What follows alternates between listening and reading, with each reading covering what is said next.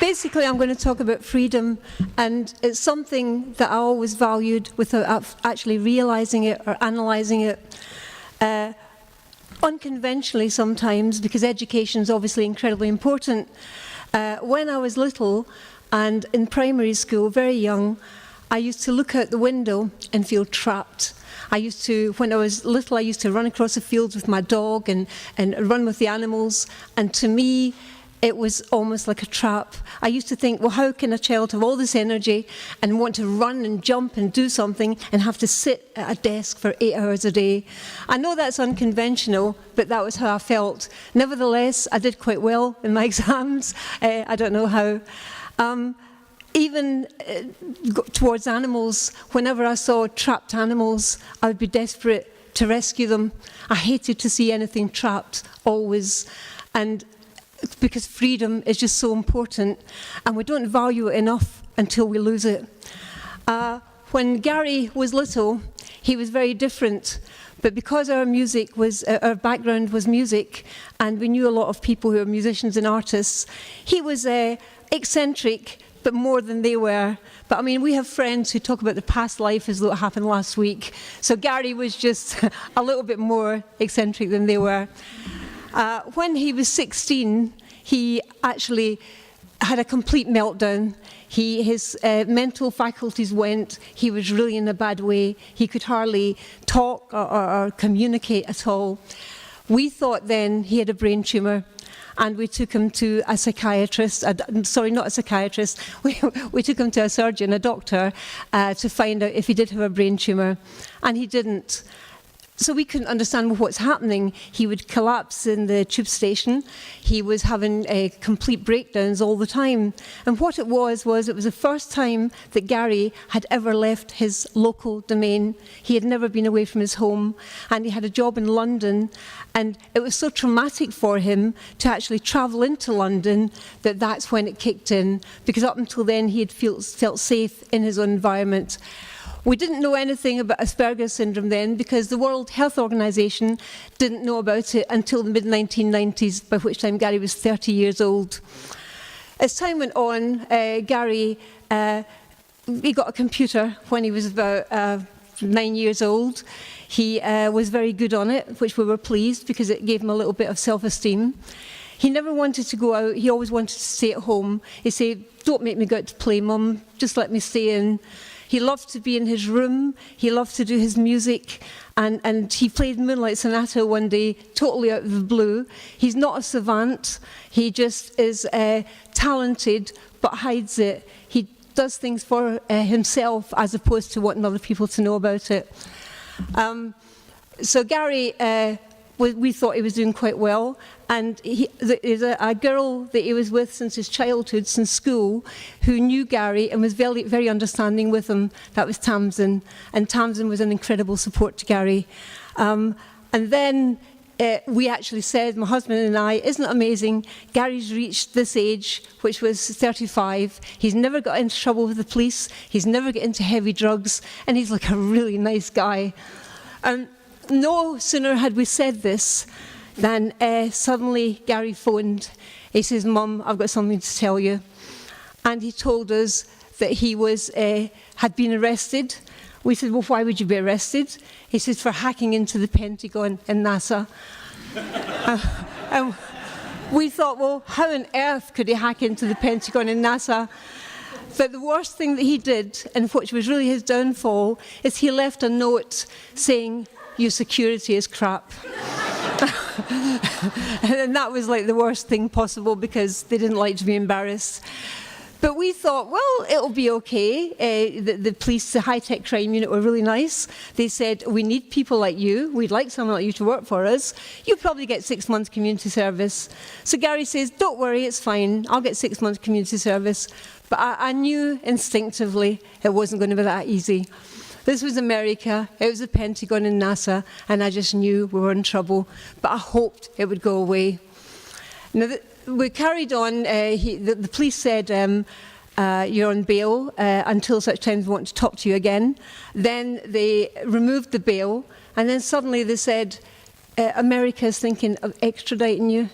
And I just could not believe it, the fear that went through me. This gentle guy, I mean, he's gentle to the core, to be extradited for computer hacking. Now, up until then, when people got extradited, it was for murder and really heinous crimes, not for doing something stupid in a computer, which obviously he shouldn't have done, but nevertheless, it was a stupid thing to do. But we thought, it's not going to happen, it can't. And then we went to court, and Gary had a really good QC called Edmund Lawson. And the other barrister there started to bring in a conversation from the US Embassy. And suddenly Edmund jumped in because he said, yes, he says, and what about the rest of that conversation? He says, one state wants to see Gary Fry. And we could not believe this. And the guy said, well, you can't bring that in. He said, because that conversation was privileged. He says, you've opened it up, I can bring it in. And we thought, well, that's it. It was so horrendous and upsetting to hear that somebody wanted somebody to fry. But we thought that will stop him going, because we don't extradite people to places that have torture or things like that. So we thought that would be the end of it.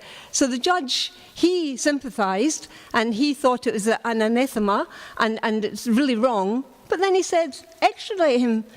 And the sentence proposed went from 6 months in the UK to 60 years in the US, 10 years per count. And the fear that goes through you when you hear about that. Gary was terrified. He thought he's going to go to this awful prison, be dragged in chains, and be raped and abused, because 60% of the rapes are actually in prison in America, of the rapes in America. So he was absolutely terrified. And he thought, sorry, I'm jumping from thing to thing. After that, Gary he lost the case, he lost another, we appealed, we had a judicial review, and we kept going back and back again, and his solicitor, Karen, said, don't worry, we've been at the end before, we'll carry on fighting, and we did. And then we lost in the House of Lords. Now, we had huge hope for the House of Lords, absolutely huge. And they ruled against us. And as far as I'm concerned, right or wrong, they had made up their minds beforehand, but they wanted to justify what their decision was, because that's certainly the way it sounded with everything they said. So after that, Gary was completely devastated. He was suicidal. And he actually, it's not in an emotional way, because someone with Asperger's, it's pure logic. And logically, to him, he would rather die, take his own life in his own country, than to be taken thousands of miles. He never left home, he never left North London. I mean, he's a person who never travelled. And the thought of being taken there, incarcerated, locked up, it was so frightening to him that for him, death was preferred. So there are people who will prefer death to losing freedom, because for them, it is so terrifying to think of. Our lives changed so much. We ended up working 24 hours a day, not being able to earn a living, eventually had to sell our house because all we had to do was work and saving Gary, so we couldn't earn a living. But nevertheless, this was the most important thing. And that's when basically people power came. And God, I'm proud of people. I've met so many good people. A guy we'd never met travelled 200 miles to help me. He didn't know us, he hadn't seen us, he had Tourette's, and he travelled 200 miles. We then had a girl from London who saw me on TV, and she saw how upset I was, and she thought, she needs help. Claire Simmons, her name is, and she was amazing. She was my right-hand person. And when I wrote letters, the way she wrote letters was almost indistinguishable from mine, which was really useful. So we fought and fought. I emailed every single MP in every single party, and I was convinced that the Home Secretaries would stand up and say no. Not one did. And I was really disappointed in that, because I had voted for Labour my entire life. And I thought they won't let this happen. Well, 5 of them did. And not only that, the last one wanted him to go. Even after extradition was refused, he says he should have gone. Now, that was a big surprise, and it really shocked me. And I found that there are good people in all parties, and there are bad people, well, not necessarily bad, but not very good people in all parties. And that's a reality. Gary's MP David Burrows, Conservative, was the most amazing man. He fought and fought for Gary. He stood up and he gave speech after speech.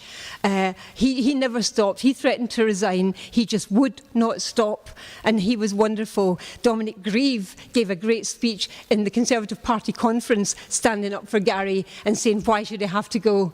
There were so many people. Tony Benn was amazing.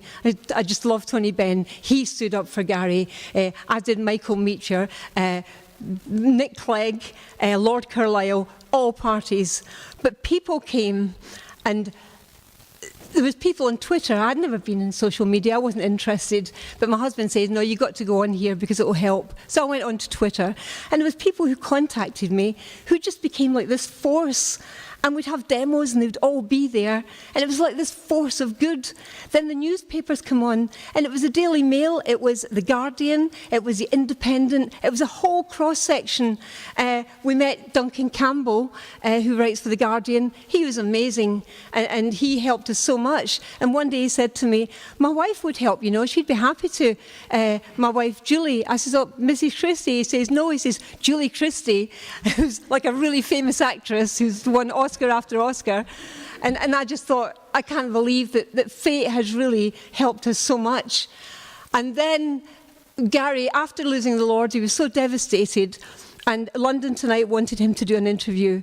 And he was so in such a bad way, I thought he can't. But something told me, get him to do this. People will see his innocence, his naivety, his obviously intelligence as well.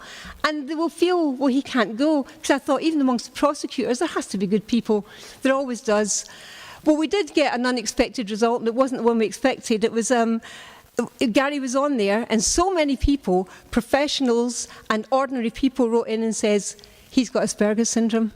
Well, we had never heard of Asperger's syndrome, and when they said it was a form of autism, we thought that meant it was basically non-verbal, and of course that's not the case. High-functioning autism, people are very intelligent, but they can't communicate, they don't know the consequences of their actions. There are so many things that childlike in ways, but I mean not like a 3-year-old. Just Gary's always been young for his age. So we says no, and his solicitor said, no, get him tested. I says, no, there's no need. Gary's intelligent. He's no need. So we had him tested by Dr. Burney and by Professor Baron Cohen, and he had Asperger's. And suddenly everything fell into place because we realised why Gary was as he was. And I felt so guilty because I used to say, how can you not get it? You're intelligent. I thought he was having me on so often. And I felt so guilty because I realised he genuinely had to have everything spelled out literally. It had to be literal. And he would also say the wrong things because he would say, well, if people ask, they should want to know the truth. I would. If someone says, am I fat? I'd say, yeah. Or am I this? Yeah. Because to him, they really want to know. And leaving the notes in the Pentagon, he thought, well, they'll want to know this because then they can sort out their security. But they didn't want people to know that Gary had walked in to something that was supposed to be incredibly secure. Well, even with the Asperger's diagnosis, it didn't stop. They were still determined to extradite him. Then I had to go back and I had to get lots of evidence. My great-grandmother spent her life 50 years in a mental institution and died there. And I did not want my son to die in a prison in America. I thought the same thing's not going to happen to him as happened to his grandmother. So there was mental illness in the family. More than that I won't go into all. But there were so many other things that were strong evidence. But my fear was that maybe they're not getting the evidence. How can I make sure that the politicians that really make the decision, they're really going to see it? And we went to court when Gary's barrister, QC, was away, and the prosecutor for the Home Office stood up and said, we have one substantial medical report from Mr. McKinnon. Luckily, I had just given the judge the medical reports, multiple old ones, multiple brand new ones, because I thought I had a feeling, get the new ones now, while we had a few days to think about it. And that way, the judge says, have you seen this? And he says, oh, another one of Mrs. Sharp's notes. And he says, no. He says, have you seen it? He says, I suggest you sit down and read it. And he made the QC sit down and read it, and he wasn't happy about doing this at all.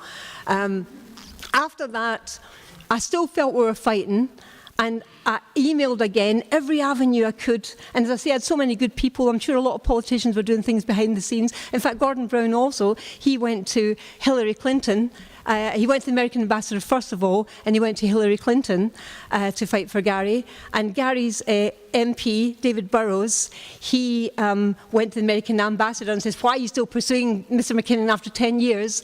He said, "Because he mocked us." I thought, well, this is the reason, you know. But anyway, I'm coming to the end now. But the thing is, the importance of human rights. Theresa May came out. I emailed all the night before, and she made her decision, I found out, at 5:15 that morning. She phoned her advisor, said, "I'm not extraditing him." And her advisor, Fiona Cunningham, jumped out of bed and screamed.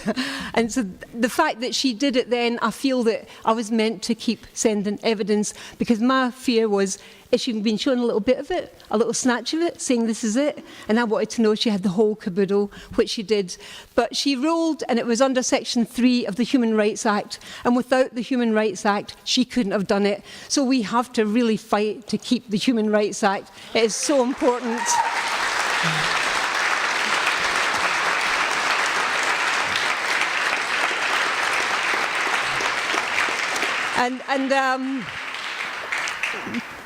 Basically she had to fight to keep the Human Rights Act, and also judicial review. Without judicial review, Gary would have gone. Another thing we have to fight for. Now, I don't know if any of you are on social media, but if you are, on Twitter, people RT things. We've got petitions, they'll RT them. Don't just RT them, sign them. You have to sign them, because the days of suffragettes, they went out there, they fought with the police, they threw things at the palace, they threw themselves in front of the horses, and I'm not suggesting you do that, but just take the trouble. We're in our armchairs, but we can sign a piece of paper. How little is that? To make a difference, because in Gary's case, it was the politicians, the media, the ordinary people, the people online, people with Tourette's, celebrities, David Gilmour from Pink Floyd, Sting and Trudy, Julie Christie, and her husband, Duncan Campbell. So it's the rich, the poor, it goes across the board. There is no difference. We are human beings, and we have to fight to keep us human. Thank you.